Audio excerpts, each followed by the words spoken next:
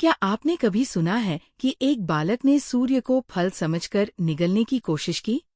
ये कोई साधारण बालक नहीं था। ये थे अंजनी पुत्र हनुमान, जिनकी बाल लीलाएं भी देवताओं को चकित कर देती थी।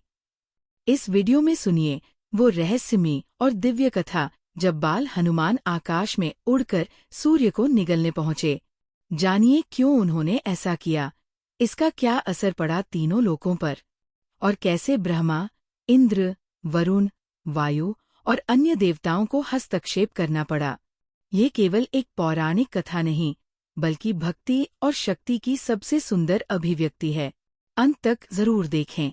एक समय था जब संसार पर बाल हनुमान की लीलाएं छाई हुई थी।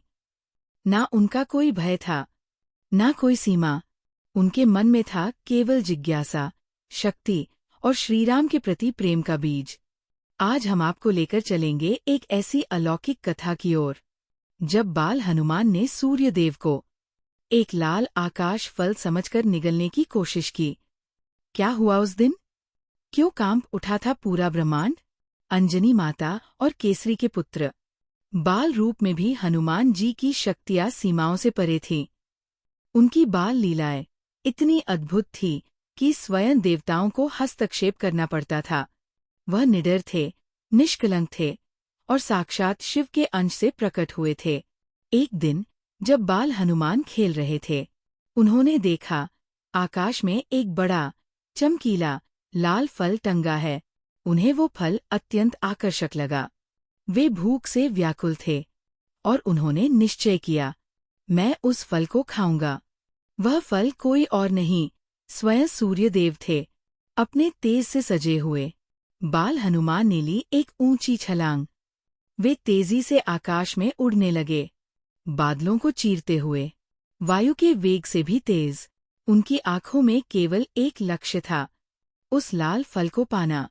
सूर्यदेव की ओर बढ़ते बढ़ते उनके चारों ओर आभा फैल गई। देवता चकित हो उठे, ये कौन बालक है जो सूर्य को निगलने चला है? जैसे जैसे हनुमान सूर्य के समीप पहुंचे, संपूर्ण संसार पर अंधकार छा गया।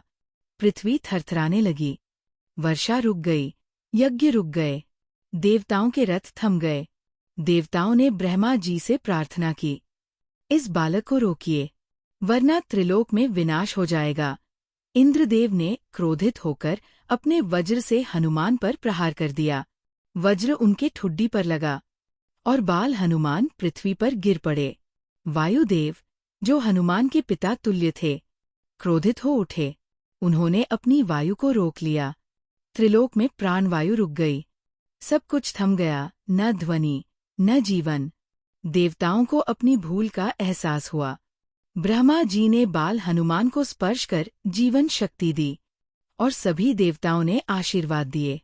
सूर्य ने ज्ञान का वरदान दिया, वरुण ने जल से रक्षा का, यम ने मृत्यु से भयमुक्ति, कुबेर ने धन का आशीर्वाद, विष्णु ने अविनाशिता का वर।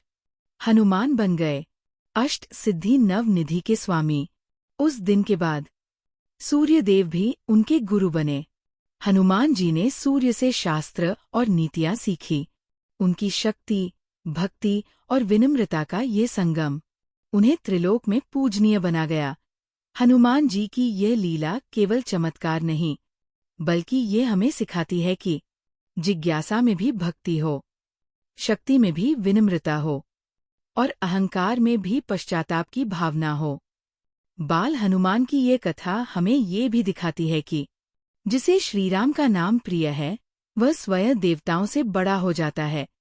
क्या आपने कभी अपने जीवन में ऐसी बाल जिज्ञासा को महसूस किया है? क्या आपने कभी अपनी शक्ति को भगवान की भक्ति में लगाया है? अगर हाँ, तो आप भी हनुमान जी की तरह अद्भुत बन सकते हैं। उनका स्मरण कीजिए, उनकी लीलाओं से सीखिए। जय श्री राम, जय बजरंगबली। अगर ये कथा आपके मन को छू गई, तो कमेंट करें, सियावर रामचंद्र की जय।